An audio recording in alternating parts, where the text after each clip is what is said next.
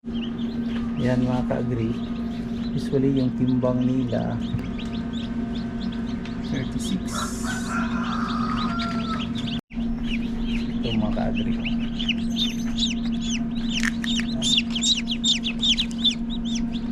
balik muna natin yun mga ka-agree kasi basa pa. So mamayang hapon na natin yan i-harvest pag ano na, hindi na basa yung balahibo nila. Mga ka-agree, may mga itlog na parang hindi pa nakalabas yung sisiyo. Try natin biakin itong mga pag ganito. See daw. Ayan. Parang may laman dyan. Sige. Balik na lang doon. Sige, pwede pa yan. Tanggalin na lang, Jong. Tanggalin na lang yan. Dahan-dahan lang. Tapos ito, may iba talaga mga ka-agree. Yan. Sige.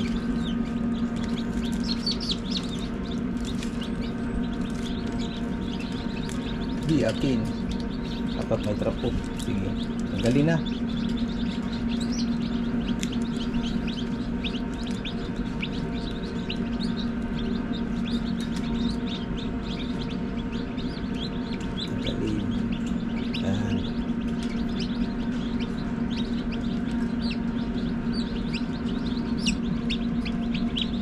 Okay, yan lang. Tapos ito, mabira man na, bira na. Kakasurvive pa rin yan mga ka-agree. Dito, may laman sa loob.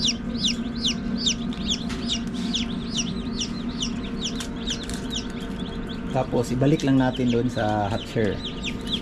So pwede natin i-harvest bukas o mamayang hapon pag matuyo na yung balahibo nila. Yan, ito. Try natin to. Wala talaga pag ganito.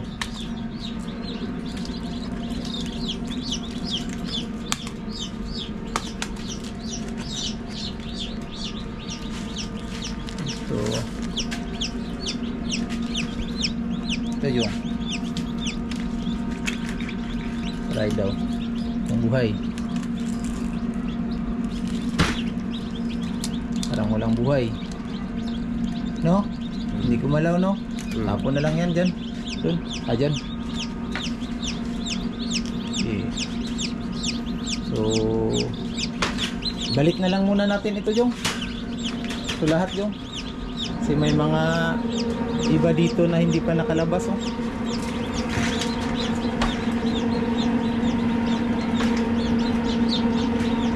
Dami pa nating mga ka-agree sorting.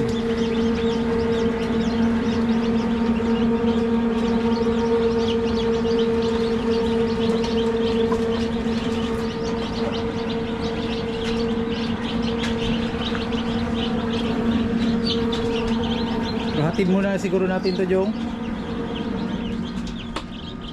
Yan. Ito yung problema mga ka-agree pag marami yung ilagay natin na itlog dito. Ayan, oh, may naipit, patay. Ayan. So marami. Ayan, balik yan.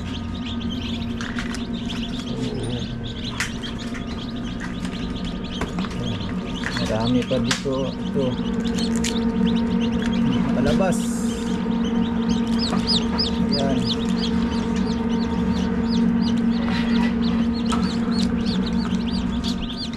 Nakalabas. Oh, lumikit na yung katawan niya sa shell.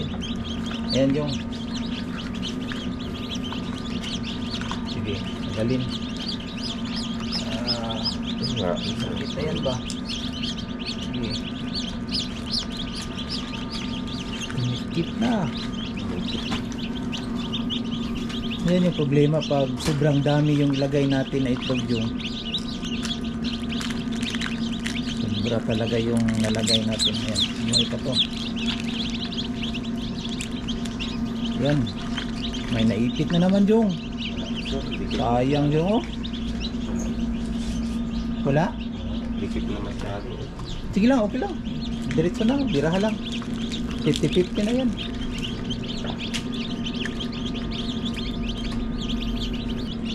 Daming naipit dito ah. Sayang.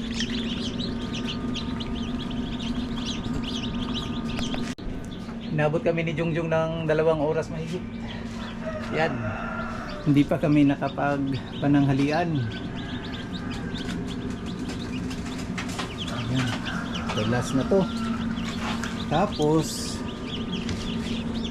may binalik kami dito mga ka-agri. Ayan. So mamayang hapon i-harvest natin yan. Sakto na matuyo na yung balahibo nila. Ayan. So ginamit natin ng clone yung ginamit natin na yung may IV. Kaya dito tayo. Gutom na.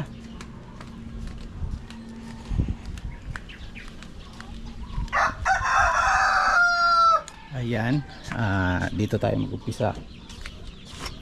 More than 100 yung laman dito mga ka-agri. Ayan. So nanibago pa. So bukas. Sabi ito bukas.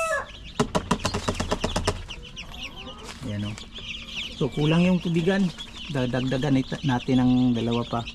Tapos ito na muna yung paraan natin mga ka-agri para masanay din sila na kumain. After 2 hours naglagay tayo ng feeds sa beddings nila. So may mga pakunti-kunti na feeds dyan nilagay natin para masanay.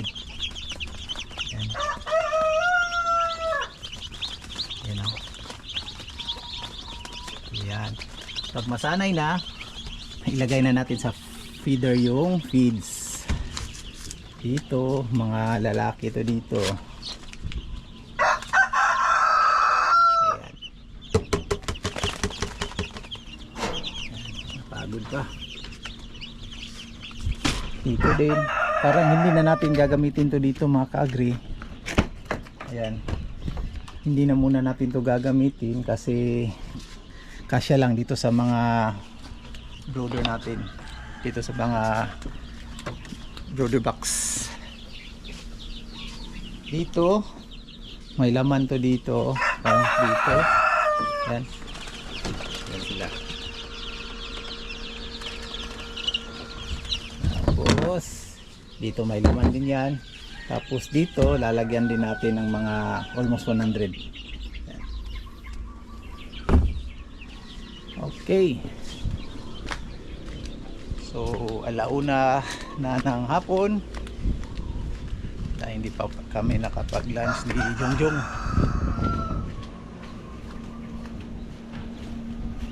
Si Jungjung.